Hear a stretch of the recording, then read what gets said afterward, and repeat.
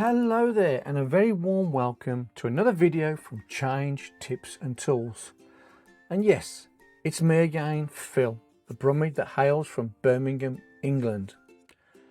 And today's video is part 2 of this training series where we'll focus on Power BI visuals. And in this video we will start to build our budget versus actuals dashboard. Specifically, I will walk you through 3 visuals: a clustered bar chart, a clustered column chart, and the matrix visual. And if you stick with me until the end, I'll show you a preview of more advanced dashboard that combines both finance and resource data in one place, which we will build together in the next training series once we've nailed these basics. So, without further ado, join me on this journey with Change Tips and Tools in the world of Power BI visuals. Let's do this. Okay, first of all, we are going to do let's look at doing our budget versus actuals by category visual on here. Now, just a few sort of logistics here. So this is the space of our visual. So this is what we're working with. So this is a full screen view. You've then got a mobile view that you can do. We're going to stick with a desktop layout view here. So this is what we're working with as far as the lines. If I just shrink these down here, you can see fundamentally just the size of what we're working with. So we need to fit everything with our visual within this space. So I'm going to open, I don't need the filters open, but I'm going to have the visualizations tab open, expanded, and the data expanded. So the first one I'm going to do is our budget versus actuals by category. And I'm going to switch on my grid lines. So as I put the visuals on here, I've just got a guide to work with. So I'm going to choose the clustered bar chart. I'm going to click that. Let's just move that into the center of our screen. Then with this selected, with the I need the categories for my projects table. So I'm going to take that and drop it into the Y axis. I'm then going to take from the data table, I'm going to drop my actuals into the X axis, and I'm going to drop the budget into there as well. Let's make this a little bit bigger so we can see what we're working with here. So I'm going to go to my format the visual, and straight away, if I go to the Y-axis, I do not want the title, so I'm going to turn that off. Shrink that back down. As far as the X-axis is concerned, again, I don't want the title, so I'm going to turn that off. Also, I'm going to switch off the legend as well. If I then go to my general, and on the title, I'm just going to expand that out, and I'm just going to rename or redo this title. So I'm going to call it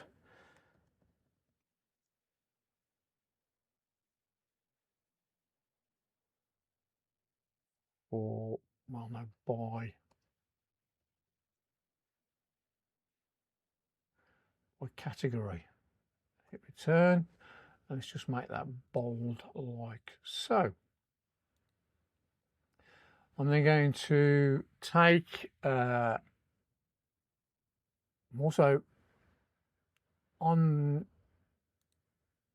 the effects, I'm just going to apply a border, and I'm going to make that a light blue like so. Then let's go back to the visual. I'm going to shrink down the X axis, and I now need to focus on the bars here and format those. So on the bars, I am going to start with my actuals, and I'm going to make the color of that a light blue. I'm going to switch on the border, and I'm going to have that match the bar color. I'm going to switch that on. I'm then going to go to my budget. I'm going to make the color white. Now, you don't have no fill in in Power BI, so I'm just going to make that 100% transparent, like so. I'm going to switch on the border, and I'm going to make that border a dark blue, and let's make that 2 points, which is slightly thicker, like so. I'm then going to go up to Apply Settings 2 and change that to All. And what I want to happen here now in the layout part of this is I want it to overlap. So I'm going to select Overlap. I'm going to choose 100% overlap. And I'm also going to switch on my data labels. Let's expand the data labels. And for all of them, I want the position to be outside end. I'm then going to select budget, and on the value, I'm going to select value and just make that bold, which makes the font bold of that. Okay. So if I just shrink those down and the bars down, I'm actually happy with that. That looks good. So that's our first visual. With that visual selected, I'm going to do Control Copy and then Control V, because I'm going to copy and paste that, because I don't want to do all the formatting again. Just move that up there out of the way, and let's take this one, and I'm going to change it from a clustered bar chart to a clustered column chart. Select that. So it's maintained the formatting, which is what I want it to do. Now, I don't want the category there, so I'm going to remove the category, and I need year and month at the bottom here, because this is my so if I go to formatting, do general title, this is going to be budget versus actuals for year, and if I hit return, now just looking at my data table, I can see a problem. I don't have year or month in there, I just have date. So I need to fix that. I need to add those in there. So what I'm going to do is here on the report view, home ribbon, I'm going to do transform data and transform data. Select my data query. I'm going to select the date column. Then I'm going to do add column from a date and time, and I'm just going to select year. I'm then going to reselect the date column, and again add column from date and time. I want the month this time, the month number. Wonderful. And then on the home ribbon, I'm just going to apply that. Now it's given me this error on year to date error. It says the year already exists in the record. So if I just close that and select year to date, so I've got this exclamation mark telling me there's a problem. If I select that, and I've got this error, and basically what you can see is we're inserting a year and a month. And obviously we don't need to do that now because this is referencing this table. So if I get rid of those steps, I'm going to click X to get rid of insert year and do delete. Then the X again to on the inserted month and do delete. And now everything's fine because obviously we've got the year now, and therefore we didn't need to insert it based on the year being available from the source. So now if I do close and apply, and now we've got year and month available. So now with this visual still selected, I'm going to drag the year. So let's go to here, add data to your visual. So I'm going to take the year, drag it to the X axis. I'm going to take the month and also drag that to the X axis below the year. And you can see it's doing some weird things here. So first thing, I need to tell it to sort. So doing these 3 dots, more options, sort axes by year and month. And then do it again, sort axes, but do it sort ascending. Click that. And that's now sorted my axes. That looks great. Right, so let's resize these. So that's going to be on the bottom. I'm going to just move it to about there. That's fine. I'm going to take this one here and I'm going to use the red lines as a guide, and that red line should pop there so I can see they're both the same size. I'm going to make this slightly smaller, like so. Let's move this down, so select it and use the arrow keys just to move it down slightly. I'm going to make it a little bit thinner. Perfect. That all seems to fit on this page. The next thing I need is the pivot table. So in the Excel file we had this pivot table. Now you don't have a pivot table in Power BI. So the closest thing we have to that is the matrix visual. So I'm going to select that, drag that over here, and again I'm just going to line it up at the top there. I'm going to extend it to the very right of the report, space available, and then all the way down to the bottom, like so.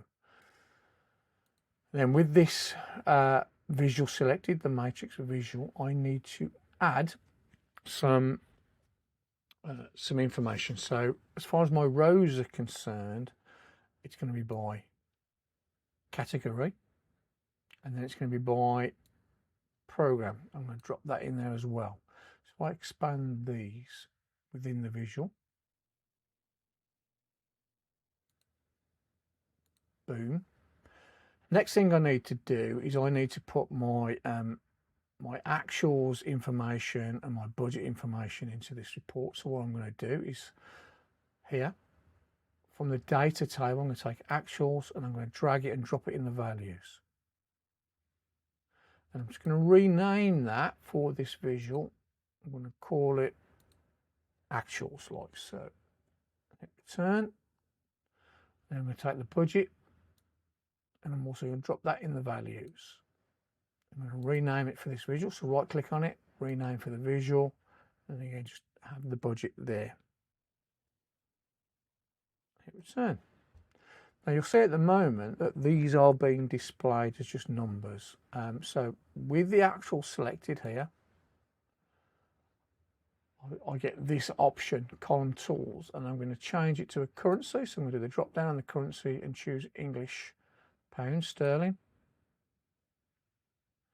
And I'll leave the decimal places to 0. We don't need that there. I'm going to put it to one decimal place. And I'll do the same for the budget.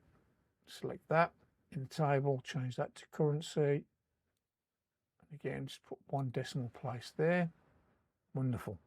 Now, next, I want a variance in here. And so based on the budget, how close are we, you know, based on the actuals versus, budget, or budget versus actuals, is what's the variance. So I need to do a calculated column in here. So with this table selected, anywhere in this table selected here, I can do, so on the home ribbon, I can do new column here. So I can either do it here on the dots here, or in the column tools I can do new column from here. So I'm going to call this column variance,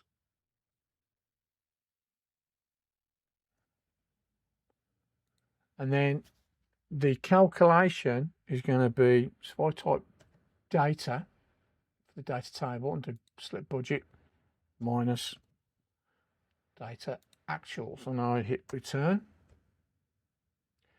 And again, I'm just going to change that format to be a sterling and give it 1 decimal place. And if I drag that to my values like so, and again I'm just going to rename that to be the visual.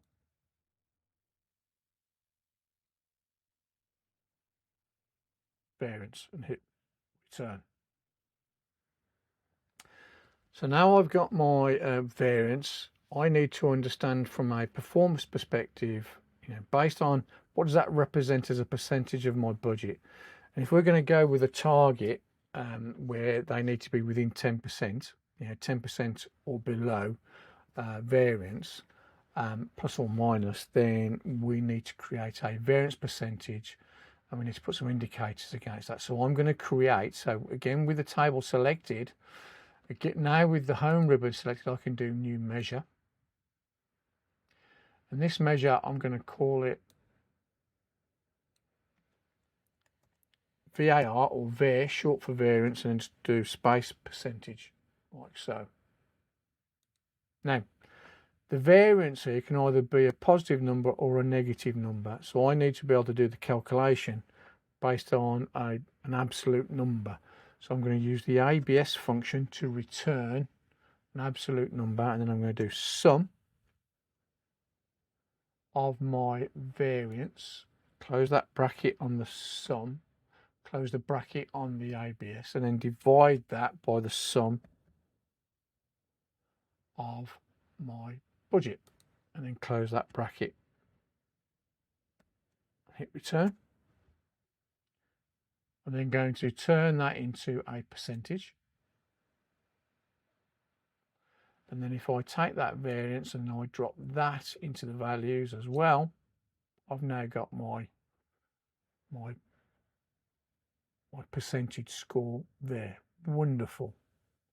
So I don't like these being full numbers. I need to the numbers are too big. It needs to be easy to see. So what I'm going to do now is on the format here, and if I take specific columns and I choose, and I've got actuals there, if I scroll down, I'm going to make the display units in millions. I'm then going to select the budget, and again make that millions, and I'm going to take the variance and I'm going to make that millions as well. Wonderful. Which then means we've got a little bit more room for our program columns. Now, if the variance is a positive number, it means we've underspent, and if it's a negative number, it means we've overspent. So I want to put a visual indicator on that. So if I go to my add data to your visual here, and I do the drop down on the variance, I get the option to do some conditional formatting. I'm going to do the conditional formatting on the font. I'm going to choose rules, and what I want to do based on some of the variance is change this to a number, and I change this to a number. So if it's greater than 0, then if I get rid of the number here, so it'll just take max, and I'm going to do more colors. And what I would say is, once you've found the right green that you want to work with, take a note of the hex number. Now I already have one that I like, so I'm going to put that in, which is going to be hash 04C527. I like that green, and I just click off it and it's got it.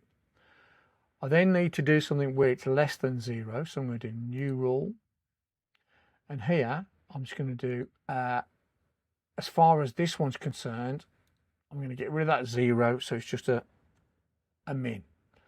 And here where it's, and I'm going to change that to a number as well, and this where it's less than 0, this is where I want the red font. So again, I'm going to choose this here, I'm going to do more colors and choose what I want. So here I'm just going to use this hash E04343, so make a note of that as well. Then I'm going to click OK. As you can see, it's left the totals alone, but I want to apply it to the totals. So again, I'm going to select that variance, conditional formatting on the font. Instead of values only, I'm going to say apply it to the values and totals, and then click OK. And now it's doing it all. Now on the variance, I want this to be an indicator. So if it's within the 10%, then it's great. If it's not, do an icon accordingly. So with the variant selected here again, I'm going to do a drop down, conditional formatting, but I'm going to do icons. Now, as far as the icons are concerned, I don't like those. So let's just choose, there we go. So let's choose that one. I don't need the middle one. I'm going to make this a number. Make this a number. So if it's greater than 0.1, which is 10%, then I want it to go red. I'm going to get rid of this, do delete, and that's fine. If it's and then as far as if it's greater than or equal to, so here I want it to be nothing, but if it's equal to or less than 0.1, either 10%, then just mark it there. And again, I'm going to put the values against values and totals like so. Yeah, and if I click OK, don't like it there, I want it to the right, so I'm just going to do the drop down, conditional formatting, icons, and I'm going to move this from instead of the left of the data, make it right of the data, and then click OK. There you go, that's better. Then all I'm going to do is I'm just going to make some of these a little bit wider, just to use the space. There you go. I'm happy with that. And again, with this selected on the visual, general, effects, I'm going to give it a border, and I want it to be light blue, like so. Wonderful. And also I want these headings to be bold. So if I go to visual, column headers, just make them bold. Great. I think, yeah, that works for me. So we've now got our budget, we've got our budget versus actuals, and we've got our category. Okay, I think that's a good place to stop this video. I was planning to show more, but I think it's more important to take our time in this first basic dashboard so all can follow as easily as possible.